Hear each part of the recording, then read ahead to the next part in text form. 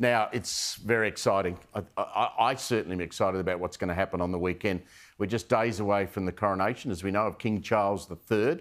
And despite some of the, the ancient tradition and pomp of that occasion, it seems Charles is very keen to make it as inclusive as possible. We've got to remind ourselves that Charles, Prince Charles, and now King Charles, has always been a fairly, withered person. I mean, he's always been ahead of his time in a lot of these areas. It's already looking pretty diverse, the ceremony on the weekend. You've got the Hindu Prime Minister of the UK, the Sikh Lord Baron Patel, and the first black female Bishop of the Church of England. Joining us now in the lead up to Saturday is Emily Nash. She's got a great title. She's Royal Editor at Hello magazine. Emily, how excited are you right now? I'm pretty excited. I think there's going to be a lot of work between now and then and afterwards, but the atmosphere here is definitely ramping up. People are definitely getting in the mood now.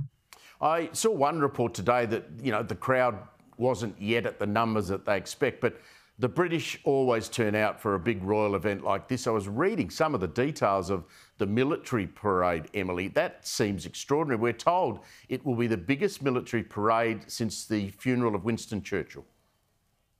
Absolutely. It's about 6,000 members of the armed forces taking place, and that's in the procession from the Abbey back to the palace. So all those people who are already camped out on the Mall, hoping for a glimpse of the golden coach, are not going to be disappointed. It's going to be moving slowly, and it's going to be quite a spectacle.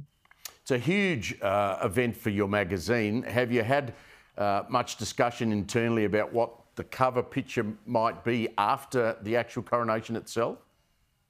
That's a really good question. It's always hard to tell until you're in the middle of one of these days when the shot lands, on the picture desk. I will be looking out for it all day. I would put money on it, perhaps either being the moment of crowning or the balcony appearance, which I think will see the King and the Queen and the wider royal family, the working senior members of the royal family, waving to the crowds. We'll have to let you know after the time. King Charles' regalia, that might dictate exactly what the picture looks like, because if it's a spectacular shot of the crown being placed on his head, who actually puts the crown on his head? Who does that? Do you know? It's the Archbishop of Canterbury, Justin Welby, who you're probably familiar with from events over the last few years. He is the person responsible for the liturgy of the ceremony, this ancient ritual, and he has this very daunting task of placing this very ancient St. Edward's crown onto the King's head. And that's a £5 crown. It's very heavy. You don't want to drop that. Hello magazine will be interested in the movements of Prince Harry, I suspect. We heard yesterday, and we talked a little about it on the program last night, about the fact he's going to fly in and out quite quickly, may only be there for 24 hours. What fresh news can you bring us on Prince Harry, the royal that many people may not even want to see there? Well, we're not hearing of any changes to his planning. Obviously, his travel details are being kept private at the moment, but I think it's fair to say that it will be a very brief visit. There's not going to be an opportunity for any catch-up behind the scenes, for any deeper, meaningful conversations. I think the fact that he's coming, though, is the first step, potentially, in paving the way for those discussions to take place down the line.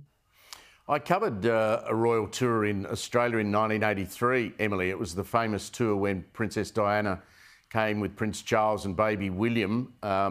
Tour went for a month, which was a little long on the road with the royals, I must admit. But, history's changed the way this coronation's going to appear, isn't it? Because, tragically, we lost Princess Diana in that Paris car crash, and now we're going to see the love of Prince Charles, now King Charles' wife, Queen Camilla, with him. Just imagine, if you can, how different this would have all been if the Diana saga hadn't turned out the way it did. Well, look, I think, sadly, with hindsight, I think we can say it's inevitable, really. She never believed she was going to be Queen of England. And that marriage, I think, was unfortunately destined not to work out. I think that, there are lots of people who still have very strong feelings about the breakdown of the marriage. But I think the fact that the King and now Queen have been in love for the best part of half a century at this point really is testament to the depth of their feeling for each other.